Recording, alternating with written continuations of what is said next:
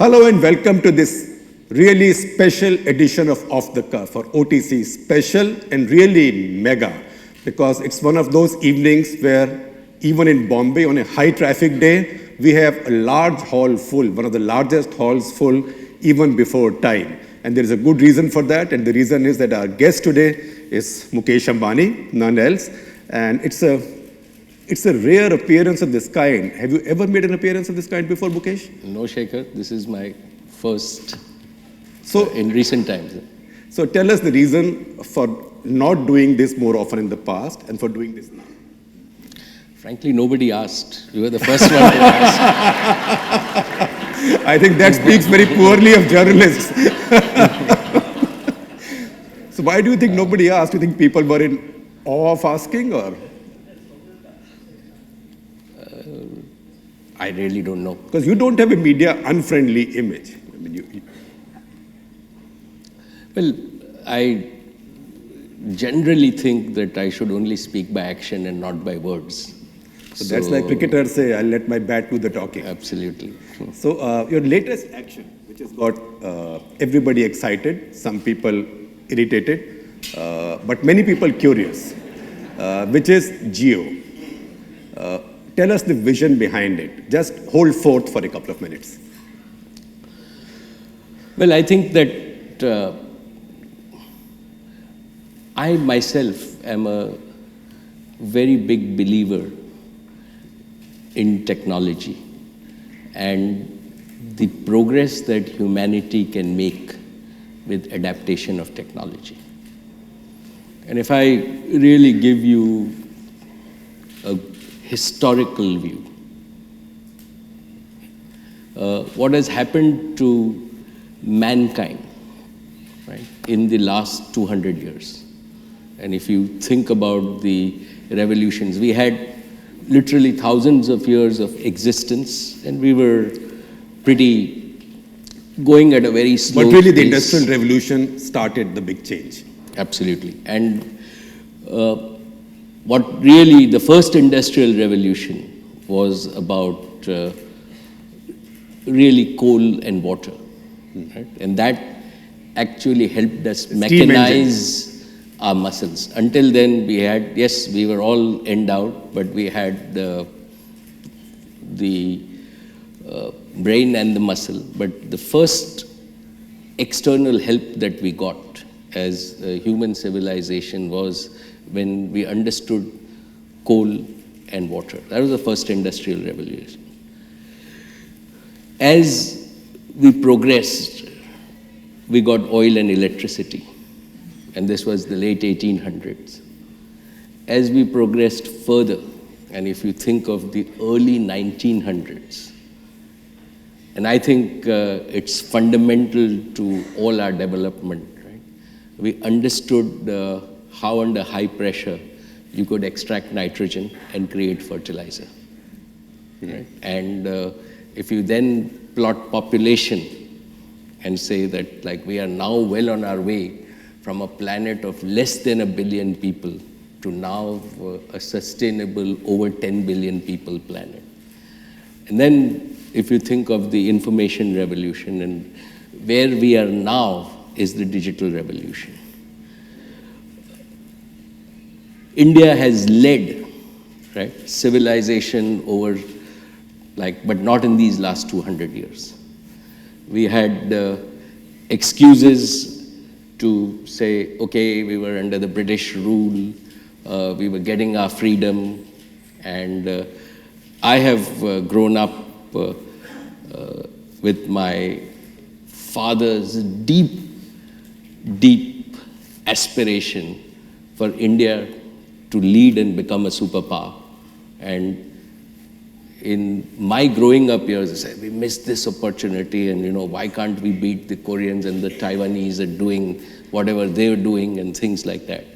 And you fast forward to this time. And in 2008-9, right, which is when we were all looking at where the world was going, we were just entering what I call, and now what the world calls, the fourth industrial revolution.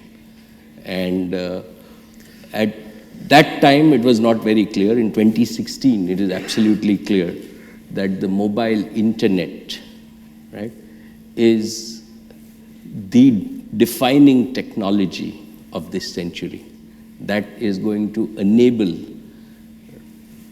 the development of human civilization, converge all the disciplines, solve all the pain points. And we were fortunate to have the right intuition that this industry will evolve in, and we started early. We worked on it for 5 years. Right? As I've said many times before, for this, India is 155th in the world of 230 countries in terms of mobile internet access to our 1.2 billion people. And we think that Geo is conceived and engineered to change that, to make sure that all Indians have access to high quality, low cost mobile internet, which is the first prerequisite for development as we define it today going forward. Right? I have said many times that I believe in a digital life, and the oxygen for a digital life is data or high-speed mobile internet. And we were lots of skeptics on the way, but I myself am surprised. I am an optimist, as you know me, Shekhar, but I am absolutely surprised at how India and Indians have adapted to this technology. I thought that lines for new technology and all of that only happened in the US when a new gadget or a new technology came out. I can show you at RCP, right, in all the 17,000 towns and villages, all the 28 states that we launched, right, we had lines, and we still have lakhs of people every day wanting to come online and wanting to adapt to this new mobile internet. So, in that sense, we had conceived Geo to really bring it to 1 billion Indians, to make their dreams come alive.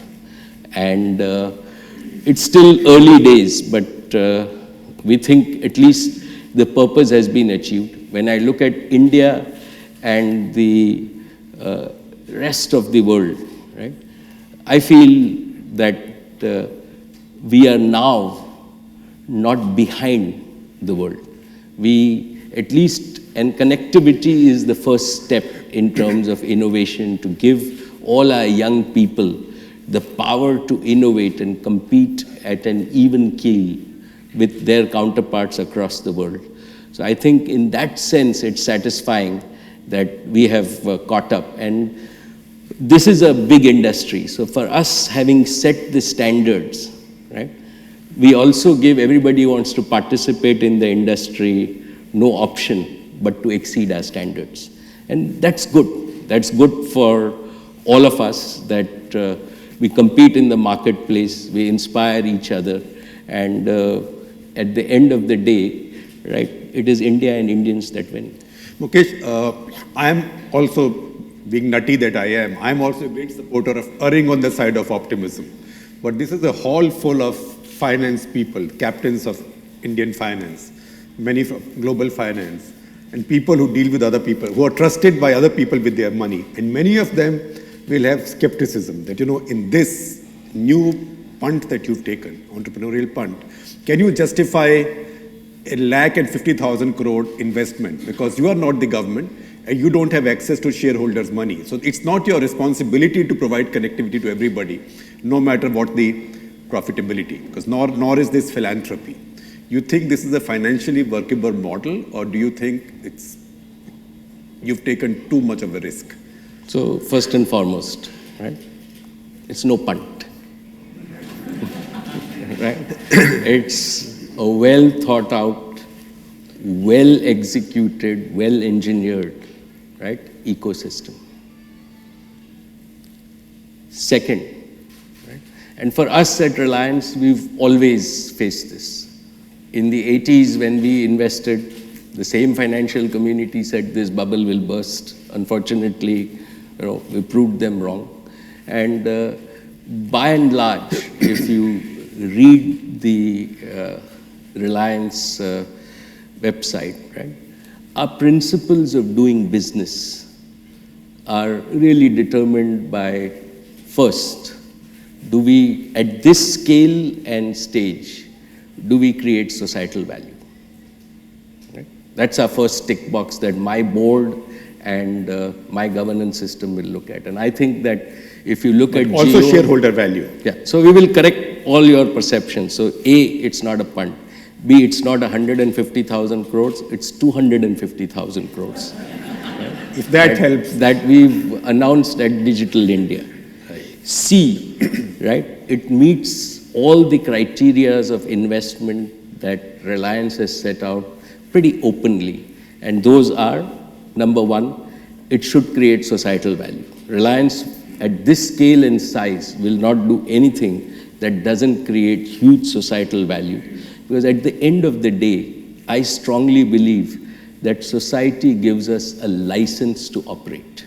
Right? And making money only is not the license. So that's the first piece. The second piece is, does it create customer value? Right? Just the first 4 weeks, and we were giving ourselves 2 or 3 years in terms of training people and doing all the other stuff, but it creates huge amount of customer value. It meets an unmet need in the marketplace. The third is, does it create employee value? Are we able to attract the best people? Do they enjoy working in terms of an innovative mindset? Are they really getting satisfaction on a day in, day out? And we think that Jio more than meets that criteria. And the fourth, of course, is it has to create shareholder value.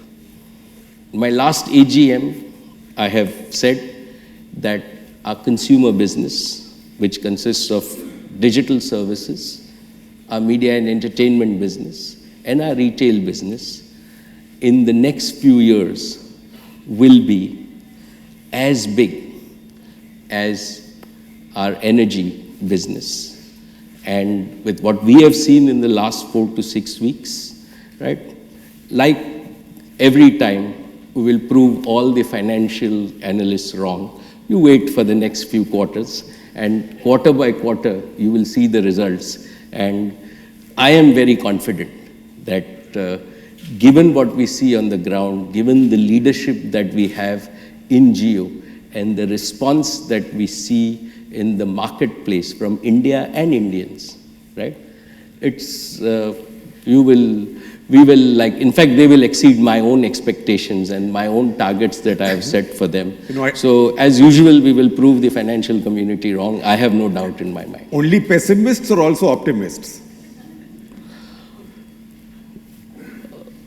I think that as I am an optimist, like what I have seen in the first 6 weeks has exceeded my own expectations. See, first of all, I'll tell you why I took a more conservative view on 250,000 crores, because as a Delhi wala journalist, I am very skeptical of any figures that come out of these big conventions, MOUs, etc., 10 lakh crore investment commitments.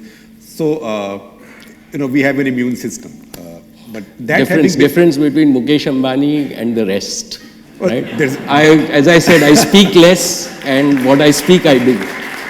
So the other question, you said that in a certain period of time, your new businesses, and most of these are in new economy areas, will contribute more to your balance sheet than your legacy energy business.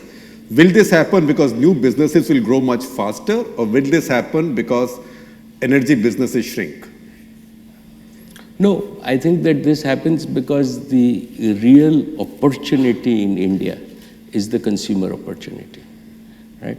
If you take a strategic view of India, right? India now, and this has happened again, and I am like, and most of my strategy guys teach me this, so I can repeat it to you, in terms of saying that you have some businesses that grow well when a country goes from $500 per capita to $2,000 per capita. We are now on our journey from $2,000 to $5,000 per capita. This is when consumption booms, and this is where, if combined with technology, you bring efficiency, then you're bound to make more value in the consumer business. That's we think that this is one of the opportunities in the next few years to create a business of scale and size. Are you moving away from energy business slowly? No, I don't think we're moving away from energy businesses. We just think that we are positioning ourselves for capturing all the opportunities. At Reliance, we've always believed in investing in businesses of the future and in investing in talent. And we've done this consistently, right? Like we started off as a textile company, and we then moved into polyester, moved into plastics, into refining, and so on. So at every 4 or 5 years, right, you get different opportunities, and we like to make sure that we take advantage, and we think consumer is one of the biggest opportunities in India. Practically everything's been greenfield except the media. Yes. That's been brownfield in a manner of speaking. Because yes. the first foray into the media didn't quite work, the newspaper, BPO, etc. Energy, you said the commitment remains, but definitely you are moving away from exploration, oil and gas exploration. That's a fact. And why? Not so. I think that what we are doing in oil and gas exploration is, and we think that in any economy, right, and all of us are accountable. So we are following a process with the authorities that slows us down. But I think that we are really approaching that in a very constructive way. And we want the quasi-judicial system to work. As soon as that is over, both British Petroleum, who are our partners, and ourselves, right, will invest in this business, because at the end of the day, we have about a large quantity of gas, 7 to 8 TCF of gas, which even at today's low prices, right, is $30 to $35 billion of value for India and Indians. And we will please feel free to join in invest, the conversation and we will make sure. So we are, from our point of view, it's like opportunities that we work on and develop at different points in time. And any business in our portfolio is not less important or more important than any. It's like your children. But do I see a sense, I'm an observer, do I see a sense that you are now moving away from businesses which have a very high government or regulatory interaction? No, it just happens that the consumer business is nearer to the consumer and far away from the government, and we think it's the largest opportunity. Because, since you talked about the Reliance website, if you check out Reliance website, among the many things listed on it is a short speech I delivered ex tempore at the first memorial meeting for your late father, in which I said that Bombay and Delhi are two different sovereign republics which haven't yet established diplomatic relations. And the strength of Dhirubhai was that he straddled both. So in Bombay, we say you can make money through enterprise and you can try and get some power from it. In Delhi, we get power from politics or whatever, and we try and make money from it. But he was somebody who always intrigued me because he straddled both the worlds. Are you distancing yourself from one of those two worlds? There was only one Dhirubhai, right? And I don't think anybody That's a good answer. Can emulate him, and I know my limitations very well. I'm happy doing one thing. So please, raise your hand and come in. Mr. Hajra first, and then Manjeet. Mr. Hajra, and then Manjeet.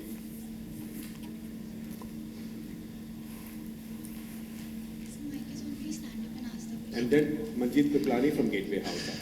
Mukesh, my question is about old economy energy division of yours. I just wanted to ask you about your take on the oil price? Because firstly, this Algeria, whatever happened, that was only an understanding. What will happen in Vienna, no one knows. And in Russia, we find complete, Putin and Sechin, they are talking in complete different veins. So no one knows what is Russia's real intention. So I thought I'll just ask you this question, that what's your take on that? And he's run a company whose fortunes run on oil. He's been chairman of Shipping Corporation of India, oil tanker business. Should I tell you the Reliance view or should I tell you my view? Because fundamentally, most of my guys don't agree with tell us your what view I first. think. So, my view is that, if you take on the shorter term, oil will always be between what I think 50 and 65, right? I would not be surprised if it goes down to 40. But my other view, which is a 20-year view, is that we are now in transition. So fundamentally, the world will transit, right, from fossil fuel to renewables. And this will happen much faster than some of us in the oil industry think. And, so to most of my guys, I say, okay, now, as just a person who understands and observes technology, this is now a conversion problem. All of us know that the energy from the sun, right, can now be harnessed, and we need to convert it sensibly to use it. So whichever bright young people across the world figure out how to convert it faster and scale it up, right, will then transit the world from a fossil fuel world to a clean, renewable world, which is a good thing. And I personally think that, the oil industry conventional view is, this will happen, but it is like 20 years away, and if whatever is 20 years away, why worry about it, right? I think this is happening much faster. I think that's a very good point. And if I can add my view from being an observer of political economy, I think the first fuel to die in India will be kerosene. As more Indian villages get electric lighting, and as slowly subsidies are made direct benefit transfer. Manjeet? Can you hear me? Yes. So I'd like to disagree with you on the media investment, because the Sunday Observer has become the Observer Research Foundation. And so now Mukesh doesn't just report, he actually makes the country think. So it's a very powerful group, and I know because we compete with them. So he has to be congratulated. Great. Any more questions? Harsha Bhogle. Harsha, stand up and ask. Sure. One of the things we ask in our sport is what can be taught and what cannot be taught. One of the things that fascinates us about Reliance is size, vision, scale. Is that inherited? Is that taught? Was that something you learned? Is that you? Is that a legacy? Because it's a very rare quality in India, this vision. And I'd answer the question on my own personal experience, right? It's not what can be taught or not taught. It's how do you develop the hunger to learn? And I think that the Reliance DNA is really reversed, right? In terms of saying that and to my mind, a lot of it is connected with my father's philosophy of saying always keep the average age of Reliance at 30. And I think that what I have noticed over now, next year I finish 40 years in Reliance. So I am fortunate to see a journey. When I joined Reliance, we were literally 18 crores of rupees in terms of size. One, like for us, in my very first year, we did an IPO, which was 1.8 crores. And I'm still very, very proud of the 1.8 crore IPO that we did, which was oversubscribed 20 times. So, but all through these 39 years, what I have learned is how do you build the hunger to learn?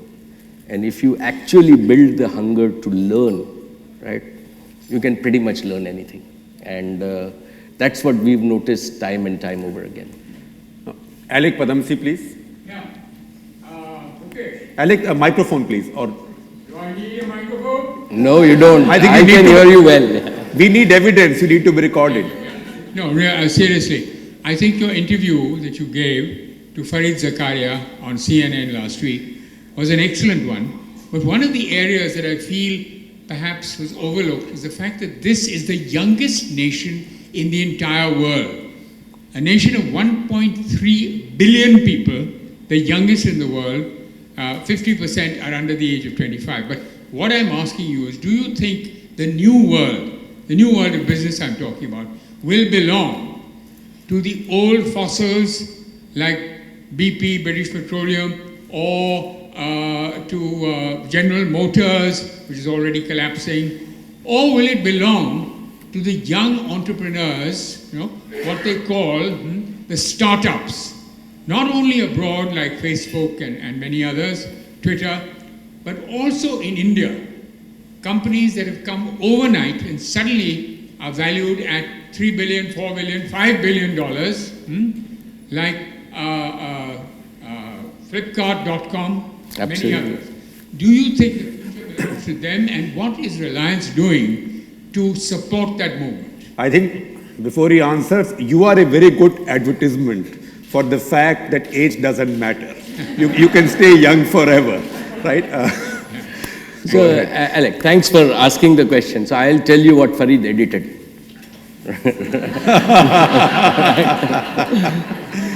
To complete the... So, I mean, what I had told him even then when he was talking about India, right, is 3 or 4 important points that come to my mind. Number one is that we are the youngest country in the world today, right? Relative to the US, like, so if you put the ages, there's a difference of 11 years between us and the US. Europe is at 46, China is at 41, and all of that. So he'd taken those numbers out because I'm sure, but without doubt, like, we are the youngest country. The second piece that I think is that I have, like, the whole phenomenon of Reliance, right, is not Dhirubhai Ambani, it is not Mukesh Ambani, it is what the young people of India can do. It was what the 30-year-olds did in 1980 when I was 27, in terms of saying we can build a polyester plant in 18 months where nobody else can do it, right? In the late 90s, it was saying we can build a refinery, right, which is the world's biggest refinery. In the late 90s, not being a BP, not being a Shell, not being an Exxon, and have the audacity to say that we will supply 2% of the world's transportation fuels and export to 110 countries. And this is what 10,000 or a total of 11,000 30-year-olds did in the 90s. Right? If we say in terms of what we did in 2015, 16, the last 3 years, right? Geo is 60,000 people. Our average age is 30. I have been absolutely clear that we keep our average age on that basis, right? And we are born as a mobile company, right? As an internet company bigger than Verizon in terms of speed, in terms of the audacity of saying that we will launch across India. Nobody's done this. Nobody has done, and I don't want to bore you with the technological pieces. So absolutely, right? This country has proven that given, if you have faith in your young people, they will deliver. They will really outdo all your expectations. The issue is that do we really all, and we got to put our hand on our heart as I get to 60 next year, right? That do we really give our young an opportunity? Well, Mukesh is referred to his age a lot of the times. He and I are of the class of 57, people born in 1957. So when he turns 60, I will also turn 60, which is a very sobering thought.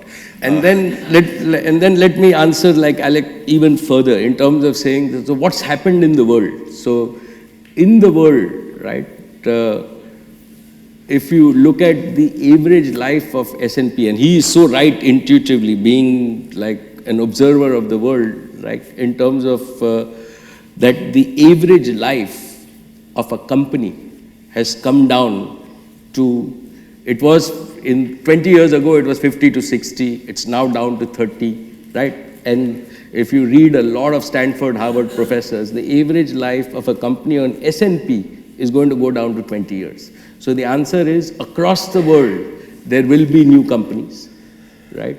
And I expect that trend to be even faster in India. And what it needs is just a sense of positivity, right? A positivity among all of us who are on this side of 45 now, right? Like, or 50, in terms of saying, let's give this generation a chance. Let's support them. Let's make sure that we realize the full potential in them. And with everything that is happening in the world, right?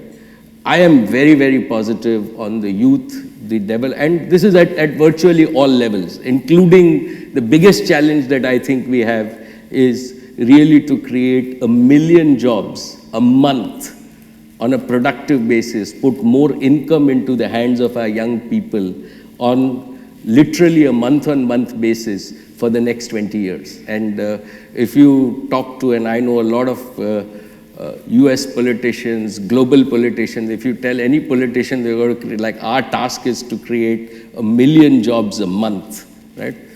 They look at us in awe. But I still think that the young people of India can do it, and I am super positive. Well, in any case, now we have to redefine age, because we may be pushing 60, but we are all the post-statin age. So age clock has been shifted. Dheeraj Deshmukh, young man, to ask questions. Ask a question. Just adding to all the conversation in the house with youngsters, opportunity, young India. I come from a small town in rural India, and I would like to know Mukesh Bhai's mantra. That's Latur. That's Latur, yeah. Yeah.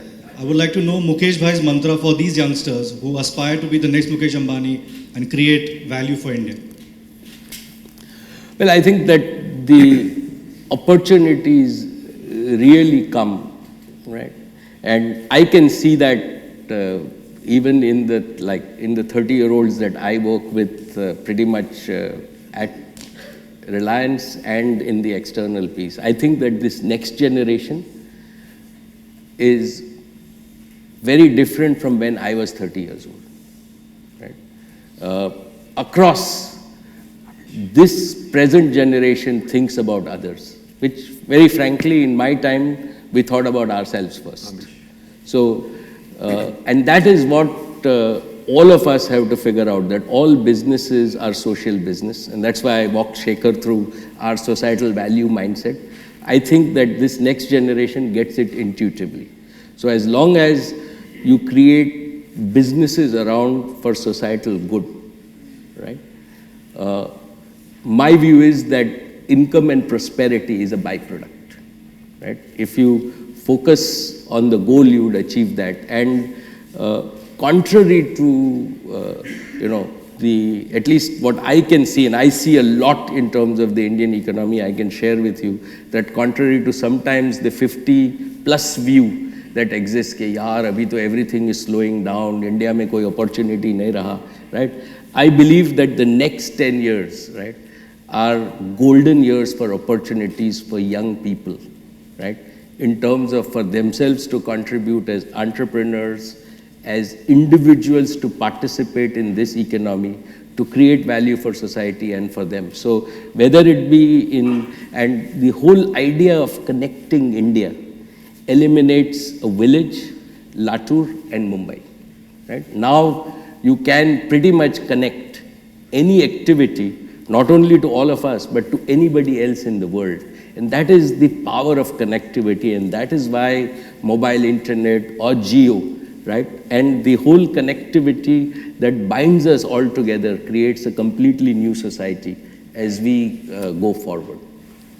In fact, this is so right, because you are in the film business. So if you see a film like Masan, it actually tells you how much connectivity is changing our society, even in small towns, even among the really low middle class or poor, very poor families. So this is now completely setting our society in a churn. Amish, teller of Prasun and then Amish. Okay. Yes. Two storytellers. No, I think Mukesh Bhai, first of all, on Geo, congratulations on 16 million you have got great going. But I've often sensed that when a question of this social good, and you talk about businesses which are contributing to society, and the stock market comes, I find a kind of a contradiction mostly, and I've seen you talking more about it than the market resonating about your consciousness towards doing social good. Do you find there is a contradiction when you want to take your stakeholders with you want to benefit them as well as the society? Do you find it difficult to go hand in hand? And I think a lot of businessmen, and whenever I meet a lot of these big companies who have got these CSR budgets, they are constantly struggling with this social consciousness towards generating money. How do you deal with this contradiction? And another question is, if Dhirubhai was alive today, would he have done geo business the same way, or would he have gone for this the same way as you have gone today? Let me answer the last one, because that's easy. You would have told me you're still too slow. You're taken 5 years, what the hell are you doing? So that's easy in terms of where we are. I think on the earlier question, Prasun, right? I am in a fortunate position, like we have very talented people, resources, all of that. So I'll answer it in two parts. Like we can take a view that there is always lag action, and that always happens. So we will say, okay, like all these financial markets don't understand our business model, and that has happened in the technology industry across, right? So if we take, and I think that Alex's question was one of the most insightful for the evening in terms of, so if we really see that what's happened to the corporate sector, right? And if I think about, and for me, US is a good representative for us to get a good understanding of what's happening in the world. So in the 90s, right, the three biggest companies were GM, Bank of America, Exxon, Walmart, all these. And these guys had a market cap, which was each one of them 300 to 400 billion. Today, if you see, all of that has come down, and the new boys in town are Apple, Google, Facebook, each one of them with the market caps of 250 billion, which answers Alex's question. More importantly, you go back, and these are only 7, 8, 9 years old, right? And you please go back and look at research reports for the financial communities, right, for the first 3 years of each one of these companies. Right? And nobody actually had predicted that's how they will go. So I am in a fortunate position, and I really go by my own conviction. It is my own belief, my own conviction. I am in a fortunate position that my board, my people, support me in terms of conviction, and as long as you've got your courage of conviction, right, it works for you. I think that the same applies to even where you don't, because in today's world, financial resources are the least important, right? It is this world has moved to the power of ideas, right? And I always say this to all our young people, that there were times where you would have, like, and again, if you follow history, you would have only kings and queens and monarchs or governments to do things and change things for people. Then it moved to large corporations. And today, right, I think that 5 people in a new startup, exactly like Alex said, right, can actually not only change a country, but they can change the world. And that is, again, what a connected world does. So as long as you've got power of conviction, you want to solve pain points in society, right? And again, I have said this many times, that I believe that in the next 20 years, Prasun, right, humanity itself will change more than in the last 200 years. And we are going to have many, many people solve many, many pain points, right, for society as a whole that were unimaginable. And it just needs the courage of conviction and the ability to do it. Amish is a teller of stories from the past. Mr. Ambani, you're absolutely right. Access to knowledge is a huge competitive advantage today, and the internet addresses that. But the problem is the English language itself has become a bottleneck. Most modern knowledge today, science journals, research papers are in English. 1.1 billion Indians don't know any English. So we may provide them access, but they can't access that knowledge because of the language problem. Knowledge providers don't take this problem as seriously as they should. Do you think access providers, such as yourself, because the scale of the problem is huge, there's so much knowledge which is simply not available in Indian languages. Do you think access providers such as yourself can find some solution for it? Absolutely. Some technology solutions? And what's your sense on this problem? Yep, hit the nail on the head, my friend. Like, we are committed to doing this in 12 languages, right? Fundamentally, like, it is very important. Like, there is now technology, there is automatic translation technology, but fundamentally, we think that for Geo, right, we are going to be accessible, and we are working with all content providers, particularly education, right, to make sure that we deliver high quality education content, right, in all the 12 languages. And entertainment, as Shekhar said, it's an inherited business, but if you've seen and followed Reliance, like, we've aggressively gone regional, and we now have regional channels for entertainment in all the languages, which of course will also become digital. But we think that education, and then, like, everybody is making progress. All the big platform companies are also seeing the same issues, and what we see on the ground is that they realize the potential of India and the potential of our regional market. So you will see very innovative products. I don't think that, if we have this conversation in 2018-19, right, this will be a problem, because all of us are well aware of it. You hit the nail on the head. Smita Parekh, the big boss, speaks. Can I remain seated? Absolutely. Of course. First of all, Shekhar, thank you for bringing him to the forum and having most of us get to hear him. Mukesh bhai, one very sassy question maybe, and pardon my naivety in this regard, but you've invested so much time, so much resource, and evidently have been a leader of the pack in everything you've done. And I don't think anybody can question that. My point is, why not 5G or 6G, or would there be a 5G anytime soon? Because there's been a 4G, and considering all the resources you have in hand, is it even possible that it would happen anytime soon, and would you be the front runner for that?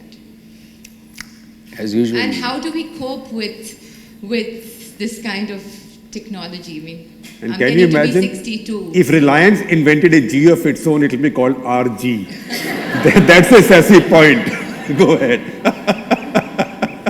No, I think that I always like, and again, Smita Ben is on the, I have said this before, so I'll see, from our point of view, the way we see and technology is a continuous evolution. So get the microphone. Fundamentally, what we've done, the infrastructure that we have in 2016 is 5G, 6G, 7G ready. Right? What does 5G mean, or what does 6G mean?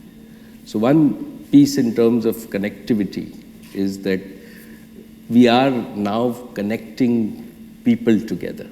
Right? So if you just go to first principles of connectivity, we started with connecting places together. So across the world, the first phone was like, we connected Bombay to New York, and then we connected your home, and that went on for 100 years. It's only in 1990 that we started connecting people together. Right? Now, apart from, and that's why we've got, even in India, right, literally 1 billion phones. And in my view, everybody will have a phone, it will be a utility, and all people will be connected. The world is moving to connecting things together.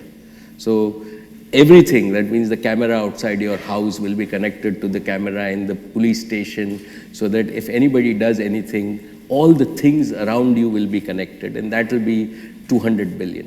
Right? And as you get more and more connectivity, you need quality of connectivity to improve. So you need higher speeds, you need lower latency. If you believe in robotics, if you believe in a self-driving car, right, an autonomous car, that's when you need 5G. The good thing about all of this is that this evolves, and if you are proactive, right, you would be able to do everything. We were only lucky in this market that a big gap was left and we could enter, right? In most other markets, like such gaps, and it's purely our good luck that we could have a big gap here.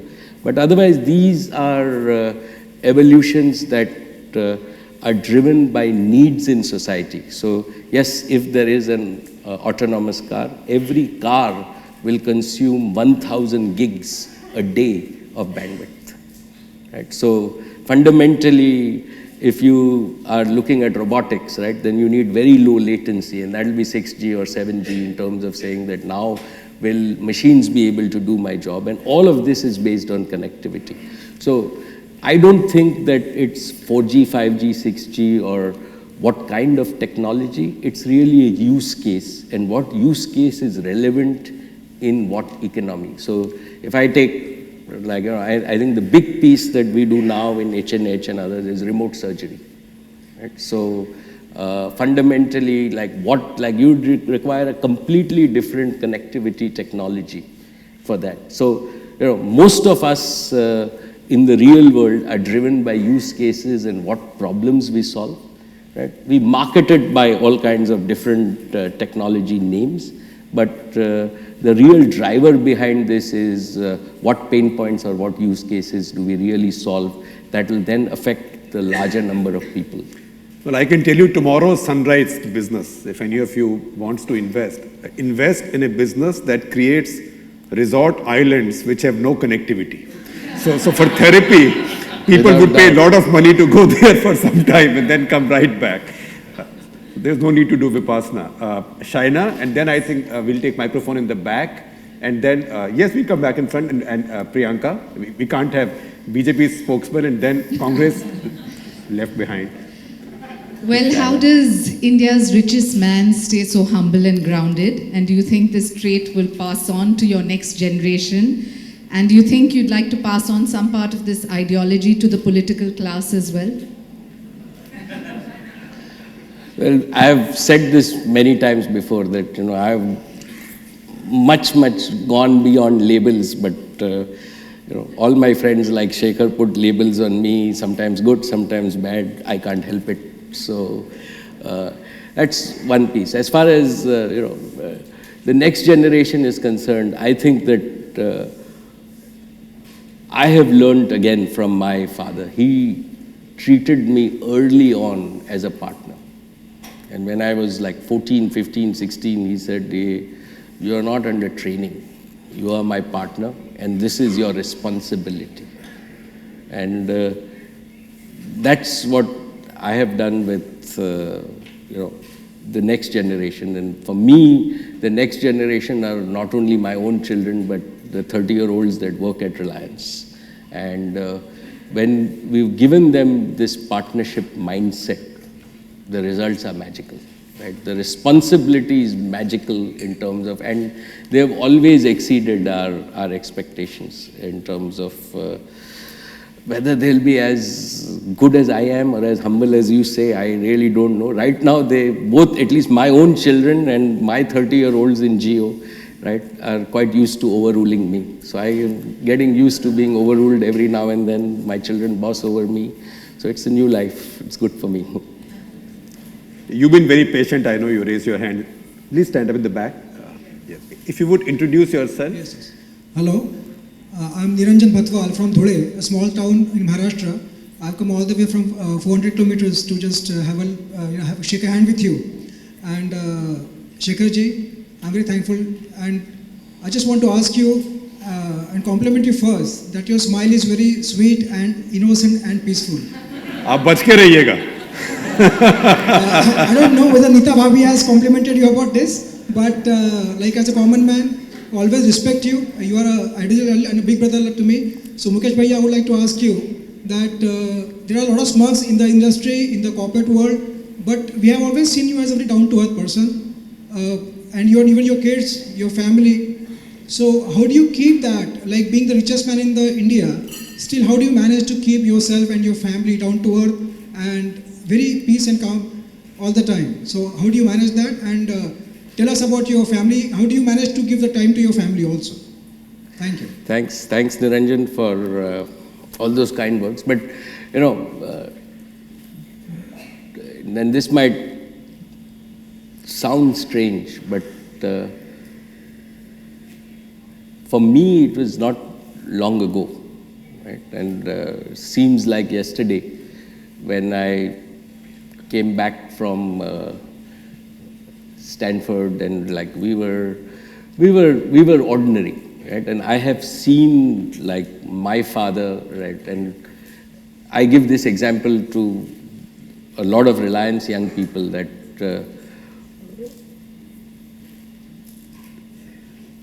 it is important to go through a few things in life. So fundamentally, like the easy way to answer your question is at heart, right? I was born middle class, and we've stayed in our like Gujarati middle class values, and those really have never gone out of us. So, and fundamentally, right, I think that's a good thing in terms of, so for all of us, right, the small pleasures of life don't go away. And sometimes like when you're sitting in Dhulia and you have a media view of the person, like believe me, everything that you read in the media is not right. Right? And only a few things are right, particularly when I write them. And when you see them on our partners channel and TV. All of us are human beings at heart, and you know, I still think that I'm very, very proud of the values that we've inherited and the values that we live with. They're pretty, and everybody at the end enjoys the simple joys of life.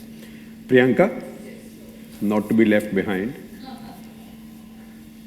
And surprisingly, I'm just taking the question forward from what Shaina asked. So my question to you is, sir, you've been speaking about the next generation, and we've been hearing how Isha and Akash are spearheading the entire Geo initiative.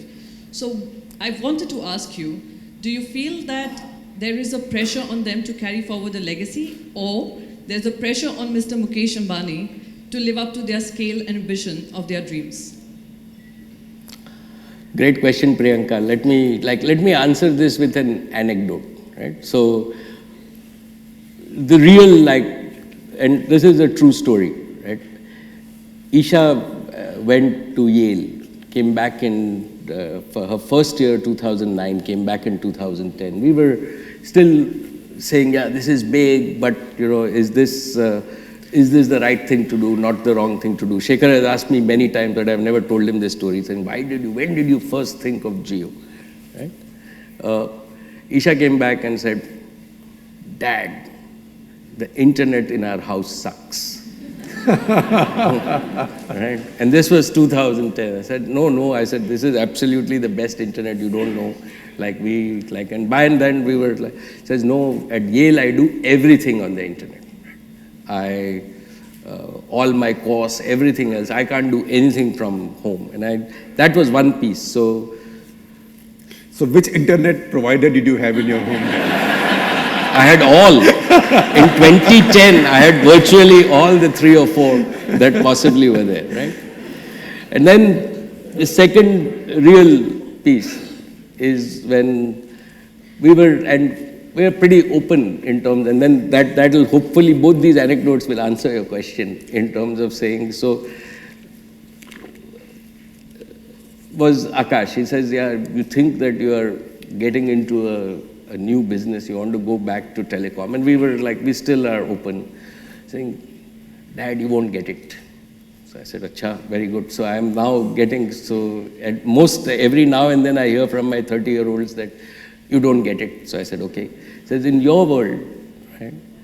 Only when one person phones another person and that person picks up, right, do you actually charge and make some returns. And there are only so many million people to talk to so many million people, and each have to have the time. In my world, I just talk to a server. So if somebody's put a Facebook post, everything else, we talk at each other. So there is never a no reply, and all of us are connected. And if you can do that, you won't get it. Unless I do, you won't get it. So, and this is then true for all our 30-year-olds at Jio. So, that's why, like, I learn from them, and it's been huge. Like, in the last 5 years, it's been a huge learning experience. And that's why I think seeding to the next generation is always a good idea. The microphone goes back, but let me ask you a question. What is it that's got established players in telecom market so excited about your launch? I really, you see the excitement, you should tell me. No, but have you disrupted the telecom market, and have you done it fairly? Disruption is fine as long as it's fair. You tell me. No, I'm asking you. In terms of... I know I'm a very popular man in Bombay, but this hall hasn't come to listen to me, unfortunately, only to you. No, so unfortunately for me. Again, what I really don't understand, right, is that you progress from generations of technology, right? And it was not new, right? We announced in 2010-11, we didn't do anything on a stealth basis. I speak publicly, not very often, but in all my AGMs, in most of my public discourses, we've said that we're going to pretty much bring the internet to India. And when you bring new technologies, right, I firmly believe that benefit of technology should go to the consumer. So is there something you would say to legacy or existing, legacy these days not a very good word, existing telecom entrepreneurs? No, I think that, they're all very, very good friends of mine. I have great respect for them. And we've discussed this, so I'm not telling you something that is there, like, and sorry, I can't give you a headline or a controversy piece in terms of that, but like with all of them, right, I have, and I work with them. I think that together we have an opportunity, right, to really, and none of us can do it on our own. But you've had and trouble. We have an opportunity really to take this to, but you've had take trouble India to the next level. You've had trouble with connectivity.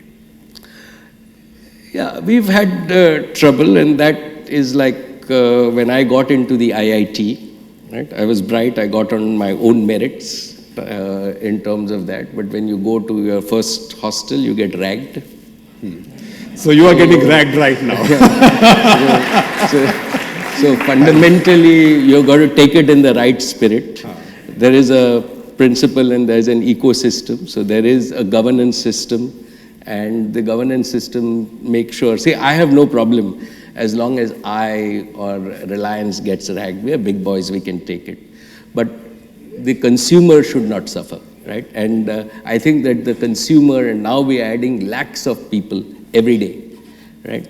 And as long as they don't suffer, and I have enough faith in the maturity of our operators and the maturity of our governance system, that at the end of the day, right, as consumers, right, we can always inspire each other, but consumers really should not suffer. Even when a fresher is ragged, there is a principal, there is a faculty, there are regulators, right? And there are people who watch that doesn't go out of hand.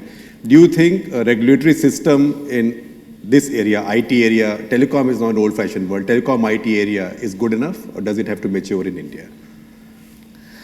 We will see. I'll answer this question in the next, see, if the ragging doesn't stop in the next few weeks, then that is for all of us to see. So, I mean, don't say you, go ahead, question there, then we'll. Related question. There's a related question and then we'll come to you. Rajesh? Mr. Ambani, my name is YP Rajesh. I am executive editor of The Print.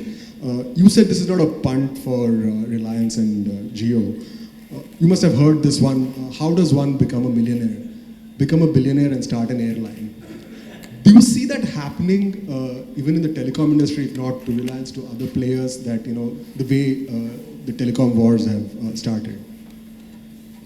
Well, I don't, because fundamentally I think that the opportunity is big. So you can bring anything to the ground. That depends on you. Right? It can happen anywhere, any business, anytime. But if you look at the opportunity for what I call connectivity, and we might have differences in definition, right? So if you think of the transportation business, and if you think, like I call this the digital services business, we call ourselves an internet connectivity and digital services company. So think about it in terms of moving from horse carriages to trams, to buses, to taxis. These are three different generations, all in the transportation. So, you know, either you can say this is the telecom industry, or these are three different industries. But if you look at the overall communications and the digital services opportunity, right, this will be the biggest opportunity that global economy has seen in the last 20 years. So it will be very difficult for anybody to get it continuously wrong on an ongoing basis unless, you know, you're just not determined to succeed.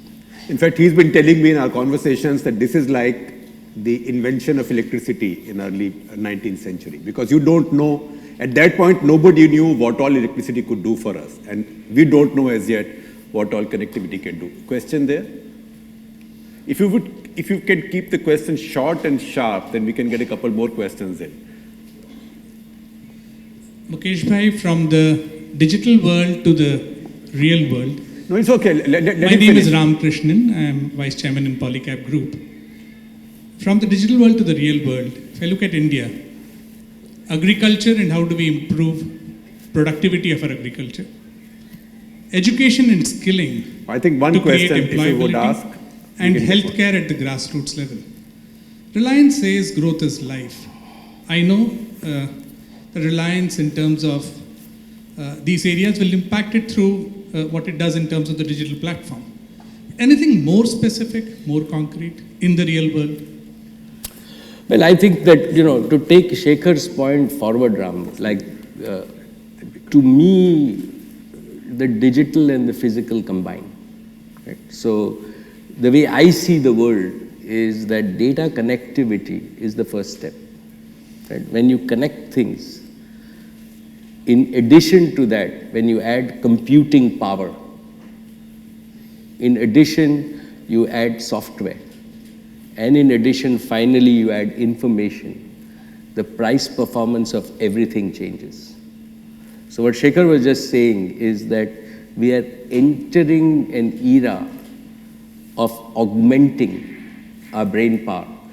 Electricity augmented our muscle power, and the headroom that it creates in terms of creating intelligence and super intelligence, we are just at the beginning of that era. So pretty much agriculture, education, healthcare, right? All the three big issues that you raised, right? All get completely transformed, right? When you combine on a platform basis the physical and the digital.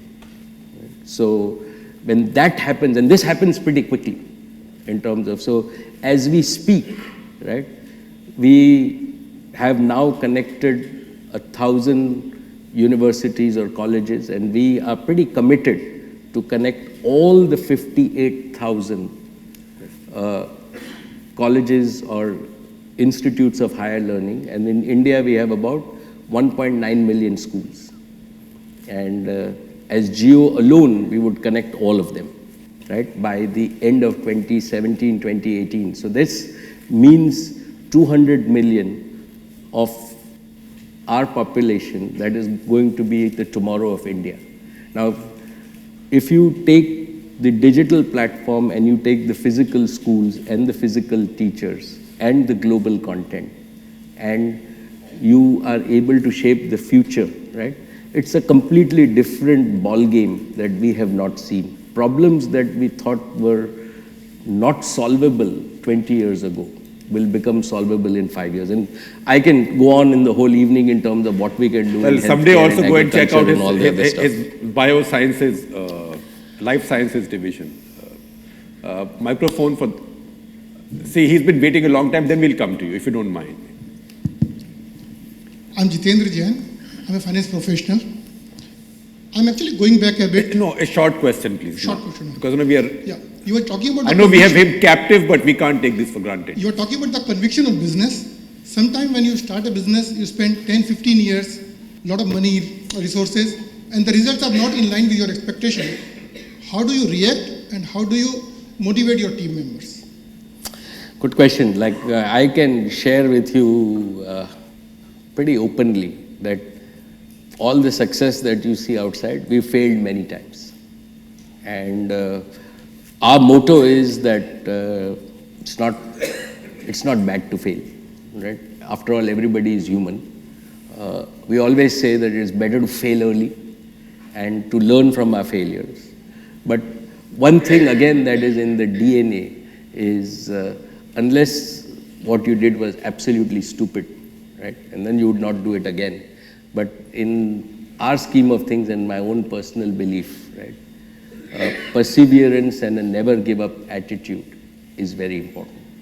And sometimes you don't know it. Really, you have to keep going at it. And as long as you are not willing to give up, you have that internal conviction and perseverance, it always helps. Question, but quick question, huh? Short question. Sir, my name is Sairam Patro, and my question is probably a little beyond obvious. You spoke about humanity, societies, civilization, and you also spoke about pain point. I believe the biggest pain point in our society today... No, not views, please question. Yeah, go on. Ask your question. Is terrorism. Has it ever crossed your mind, can technology ever address terrorism? If it is, it will be 5G or 10G? Again, my view is the use case, right, really doesn't matter. Right? My wish list, and I have tried to sell this to everyone that I have met, right, that in India, right, can we have an India in every city, right, that wherever if we have an act that is unlawful, it doesn't go unpunished. So we had the Pune bakery, right? Can we actually use technology to make sure that everybody and everything is video recorded? And we have facial recognition so that we, with proof, without any aspersions, we catch the right person. And that itself is the biggest deterrent. And I think that we are there. We now have the resolve to implement it. That again is a use case of technology. And in my view, we would have much lesser incidents if one would say that, you know, you would be caught and something would happen to you, rather than like in a billion people you can go scot-free. So yes, surely there is, and this is now being practiced pretty much across the world, like the big pieces in data and analytics are all now geared to solve the most difficult problems in society. See, at the same time, there are lots of anxieties about technology. We are seeing the whole tamasha about Aadhaar. So societies also take time adjusting to... Deepika, do you have the microphone? Yes. Mr. Ambani, as the owner of 2 major news channels, what is your opinion of the independence of media in India? How do you react to the internet being suppressed when it's convenient? How do you react to interviews being suppressed when convenient? Do you think, you spoke of societal good and you spoke of the youth of India, do you feel a sense of responsibility? And Deepika is not a journalist. So. No, I'm not. Of course, I think that, again, as a citizen, all of us have responsibility and we need to bring that. But that is, you and I both have the same responsibility. Right? As far as running media is concerned, right, there are global standards, and yep, we are shareholders, but at the end of the day, we have adequate governance systems, that actually manage that. So in a sense, we are pretty much hands off as far as that is concerned, and I would have the same concern like any other citizen in terms of what is right and what is wrong. So do you keep any track or any tabs on your channels or media organizations? Does somebody give you a report once a day, once in a week, once in 2 weeks? No, it's not my job. Not. It's the job of the board of that media company. Do you get calls? No, I don't get calls. You're very lucky. Not yet, but they will happen, right? Good evening, Mr. Ambani. My name is Viraj Mehta. I'm connected in a small way with your PTA distribution business as a reseller. My question is, we've spent the last hour talking about changes we've seen in the economy and the businesses, industrial revolution. We haven't really seen that change in our politics and in our polity. I'm sure Priyanka and Shayana won't disagree. Do you see Milind that Devara, change? actual practitioner, is right here. Do you see that change coming? And if you don't, would you like to play a role overtly in the future? Thank you. No, I mean, I'm not made for politics. So, but frankly, I think that, when I see the next generation across of the leaders, Milind is here, right? They all understand this. And at the end of the day, right, I am a big believer that we get leaders that we deserve because we actually vote for them every year. So it's like we can't blame them, right? It's our collective responsibility to put the right people in the right job. The best plug I can give you, Milind. Namrata, we have two Zakarias, Namrata and Tasneem. Namrata. Mr. Ambani, Jio is the title sponsor of the Mumbai Film Festival, and we're all talking about films, especially Karan Johar's film, and the state of Pakistani actors in Indian films. Slightly controversial, but I want to know your point. No, you make it more controversial, not slightly controversial. Well, for me, it is always, and I don't understand all of this, but I am absolutely clear of one thing, that for me, it is always country first. And I'm not an arty-warty type. So, I don't, and nor am I an intellectual, so I don't understand all this, but undoubtedly at all times, for all Indians, India has to be first. But do you see a contradiction between putting India first and having a few Pakistanis in our creative industries or sports? Because that's soft power. I don't understand all that. Like, वो मेरे को समझ में नहीं आता है, but like. थोड़ी ragging कर रहा हूँ ना, मैं भी. Tasneem. Okay, Mukesh. So I'm not going to ask you the cultural question that I threatened to do, but I'm going to ask you about your global aspirations for Reliance. I was warned, don't ask a question about culture because I'm going to tell you that that's Neeta's domain. So what is your global aspiration? Because you seem to be very India focused, but now that Neeta is on the Olympic Committee and you have developed, these skills which can scale up. No, also investments in sport. I mean, he has a new business in sport. Yes, you've taken Reliance to the. How do you see yourself then leveraging those skills and those talents at a global scale? What are your ambitions for Reliance? And a follow-up question is, do you have any political ambitions or political ambitions for the next generation? Again, follow-up questions, answer is no. Like, I speak for myself. Next generation is too young. I have, again, Tasneem, believed in first principles all my life. So, for me, it's very important to do things step by step. Right? We've taken 3 decades to build what we call a globally competitive refining and polymers and polyester business in India. Contrary to when everybody was investing out of India, right? We invested over 250,000 crores, and we're just coming to the end of that capital cycle from 2010 to 2016. Right? Because we still think that we are an Indian company. And it's important that where we see opportunities in India, we fulfill them first. Given global, like our part to global leadership, first has to be leadership in India, has to be unique capabilities that are leverageable globally. Right? I don't think that we can just do that by blind aspiration or by pushing money across or things like that. We've got to have something unique that India can take to the world. Right? And for that, we first have to establish our leadership in India. And when we do that and when we have that, we won't hesitate in terms of that. But I frankly am not egged on by lots of people and lots of my banker friends who will come and tell me, they're all sitting in the first row in terms of saying Reliance should go global, this is one acquisition, all the other stuff. Right? I am a big believer in first principles, and when we have leadership in our new businesses, and I believe in the digital area, right?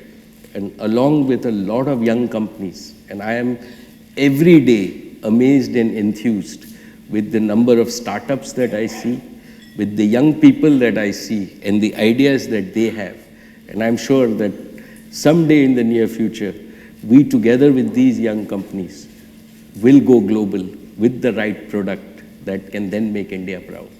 Just being global to saying I operate, yeah, that we do today. But I think that's my aspiration. I hope we can do it one of these days. Nishi Sachdeva. Nishi's been running an oil business. She's been running HPCL, public sector giant. So there are a few things that you said which just got this question in my mind. You talked about creating societal value. Then you mentioned that you are still going to continue in the energy business, but long term in the future, 20 years, is going to be renewables. And you mentioned that someone is going to come out with the most optimum and efficient way of harnessing solar energy. And I mean, we all know that Reliance has always done things on a very large scale and most efficiently. So any plans for getting into the renewable energy sector? Yep, we are, in fact, we've been working on it now for many years. We are in our 6th or 7th year. We have a group of about 600 now in our It's a small R&D, group in Reliance. 600. in terms of who have succeeded in making oil out of algae. That means you take sunlight, take carbon dioxide that comes in, and you take algae, which is a biological mechanism. So we are now making, like, if you're interested, again, this is open. We are making about a barrel a day at Jamnagar, and we will, like everybody else, will run the race with the world, and we will want to scale it, make it economical, make it scalable. So this is proof of concept. So we now know that we can take sunlight, we can take carbon dioxide, and we can make oil. And then, because you are taking in carbon dioxide, you run a closed carbon dioxide cycle as you understand the energy industry. So yes, we have done that. I am excited, right? The same thing is happening in solar and, with the grid and all the other stuff. So absolutely, we will participate. As I told Shekhar, we are not running away from any one of our businesses, right? We will make sure that all our people are backed up to do the right thing. But this is a global race. As India, we run, and there are lots of people wanting to do the same thing. We will see. And this is you have to be patient, and this is a multi-year, sometimes even a multi-decade initiative that we have to do. But yes, we now have the wherewithal and the framework to do such things. Now we get some journalists, and then we wind up. Ayaz, you'll get a microphone. Sorry, the lines are a bit crowded here. Yeah. Interesting forays into sports, education, health. Is that part of your societal values that you want to pursue or leave behind as a legacy, or they're also some of the fastest growing areas or sectors in the country, and they all mesh together, health, education and sports. So what's the philosophy behind that? And one tailwind question, do you have any inside information as to what's happening between BCCI and Supreme Court? I mean, having said that, any more journalists who want to ask questions? I know they are journalists. Let him or let's take that question also. We can take the. Bachi, do you have a question? Let Bachi ask and we can answer both together. First of all, BCCI and Supreme Court. I'm clueless. Microphone for you, and then we'll come to you. Mukesh, I know that you are genuinely a man with a great deal of humility, so I'm asking you this question very decidedly, that you now control every possible infrastructure area in this country. So does that make you feel like your only competitor is the government, or does it give you sleepless nights? I think in the media, his only competitor is the Times of India. No. Let him answer that question. Bachi, like first and foremost, I don't think that, if we think the answer to that is that we don't control like all of infrastructure. We don't play power at all, right? We don't play roads at all. We don't play airports at all. So it would be wrong to say that we control all of infrastructure. I think that if I can just see Bachi, I think that in terms of digital services, right? The idea of digital services is a distributed, empowered system, right? So fundamentally, the idea of this infrastructure it's about you, it's not about me. It's really about empowering you to realize your full potential. And we pretty deliberately thought about, as Shekhar said, we are staying away from infrastructure where we will have to rely on governments to give us revenues, right? But we are creating next generation infrastructure that empower individuals because we think that that's the right way to grow. Right? As we see the overall ecosystem and growth in terms of, in my view, all of us, right, will be accountable pretty much every day, right? In terms of, and the way economies are evolving, businesses are evolving, right? It's not important to perform once and then run on it. Like you are going to be judged every day, right? And in all our businesses, right? Customers, if it's my retail stores that we now have 3,500 of them, people like every hour, right, have the opportunity to shop here or not shop here. On whatever media businesses that we own, right, people every minute have the ability to flip a channel and go off to different places. Same thing in terms of the communication infrastructure. So the kind of infrastructure that we are is not the old world monopoly kind of stuff, right? And that itself, right, should give the people, not me, but the people who are operating it on a day-to-day basis, sleepless nights. Because if they are not passionate, if they are not involved, and if they do not want to deliver value every day to each one of their customers, right, they won't be in business for long because their customers will put them out of business. And to my mind, that's the right mindset. And, and my own view is that the role of government is very different. The role of government is to be an umpire, right? And to make sure that nobody is taking advantage of anybody else. And that we talked about regulations and stuff like that. And my view is that this will happen because in a connected world, we are not only connected to each other in India, we are connected to everybody everywhere. And the ability of all of us to see what is happening is good.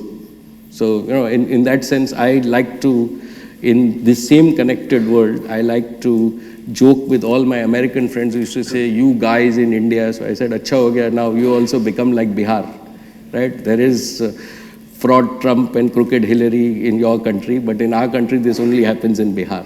That's the whole idea of connected mindset.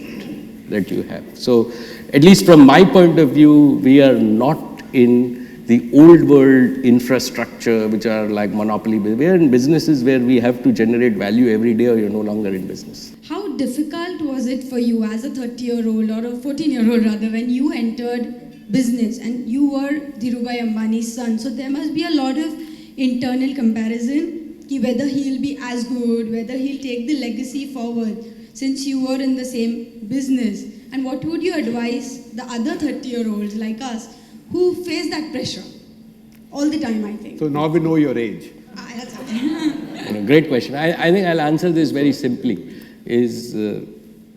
I was very fortunate that, but enter into partnerships. My father volunteered partnerships. I think that for the present day, and I see this with a lot of 30-year-olds that I work at with Reliance, is that they on a self-starting basis think of a goal, create the partnership. That builds an automatic support for them.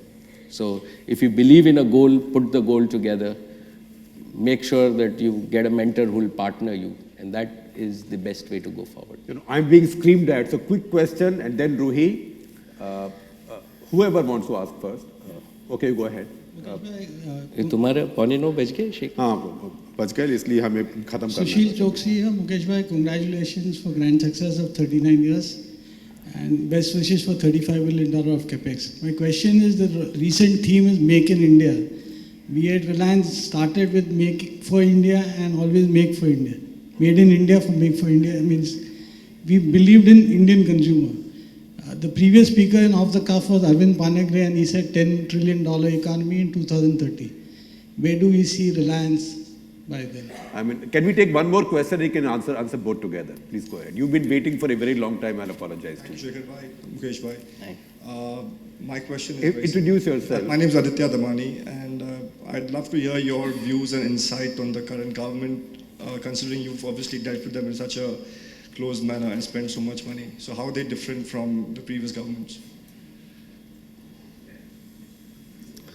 Well, I think that India is fortunate really to have Narendra Bhai as Prime Minister. Right? One of the critical pieces, and I have said this in terms of his whole vision for digital India. Right? And a lot of, I feel very proud when a lot of people from pretty much around the world that I know, right? John Chambers in Cisco, friends of mine in the White House come and say, you know, a lot of countries are running this race for digitization and for leadership in digitization. And within that, right, we see that India also for the first time is running this race, and you guys are doing well.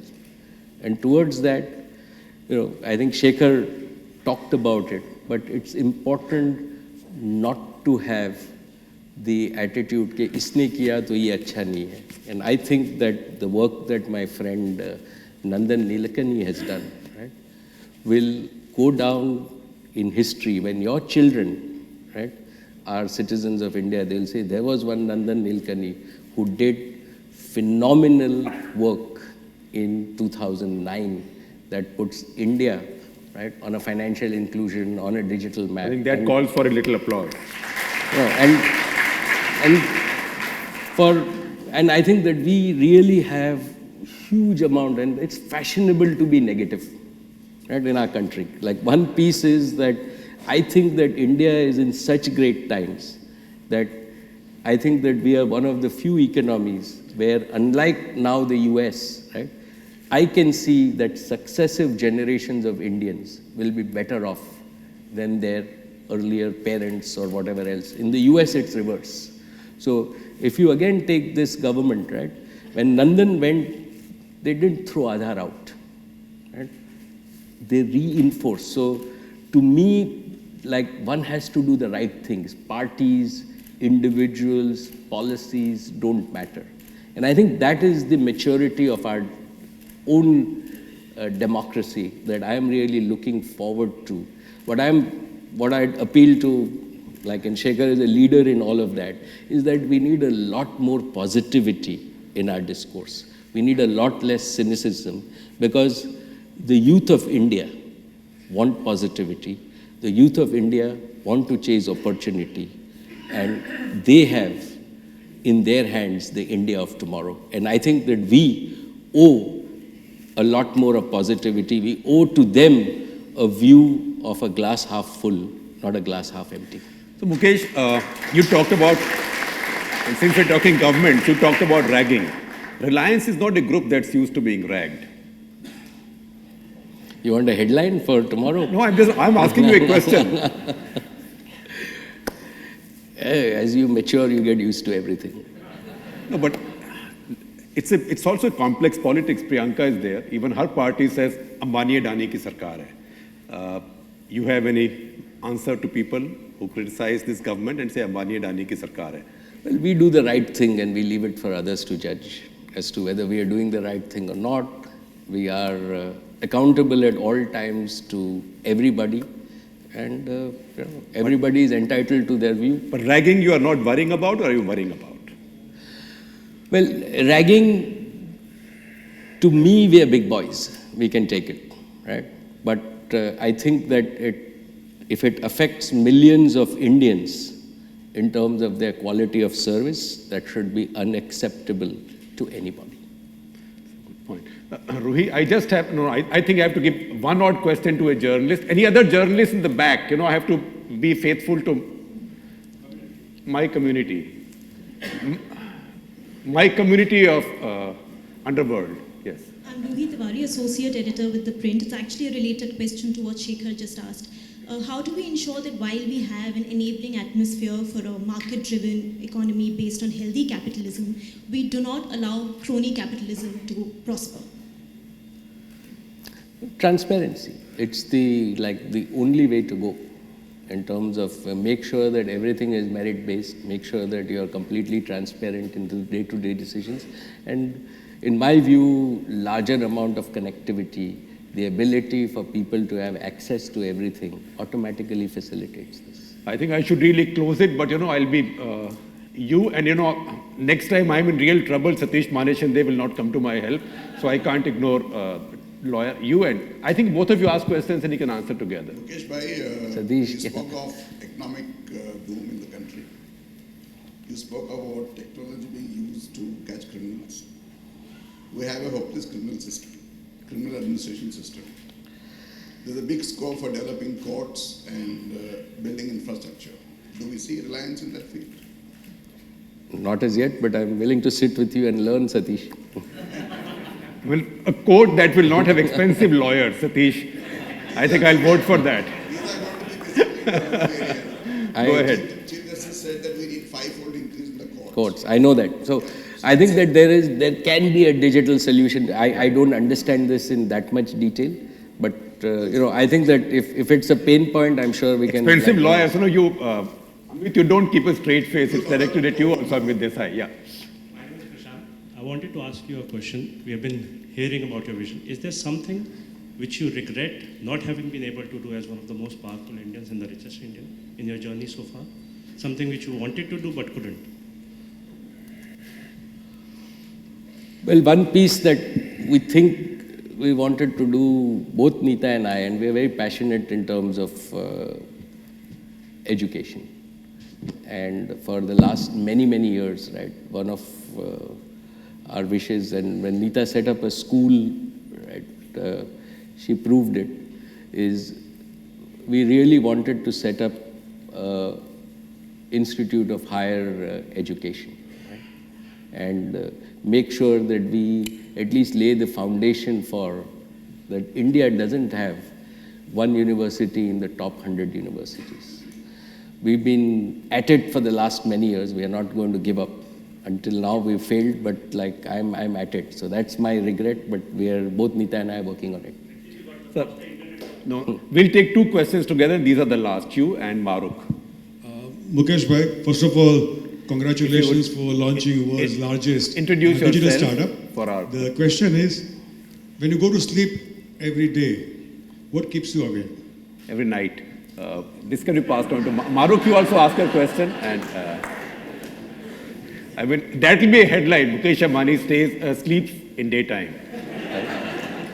Mr. Ambani, my name is Mahrukh Inayat. I'm a former TV journalist, and I'm curious, and I ask this on a lighter side, partly because you have business interests in news channels and also as a viewer. What do you watch at 9 p.m.? Because the charge against TV channels is that they've become extremely noisy, and the debates are being relegated to shouting matches. I'm just curious to know, what do you watch at 9 p.m.? Before going to sleep. Watch Arnab, and I like him quite a bit. I think that is the safest note to conclude this on. I have to be honest, so it's your basic piece, but I thought that honesty and is there's no critical. conflict of interest in what he's saying. So I think you didn't have to make a disclosure of this also. So Mukesh, thank you very much. It's been such a wonderful conversation.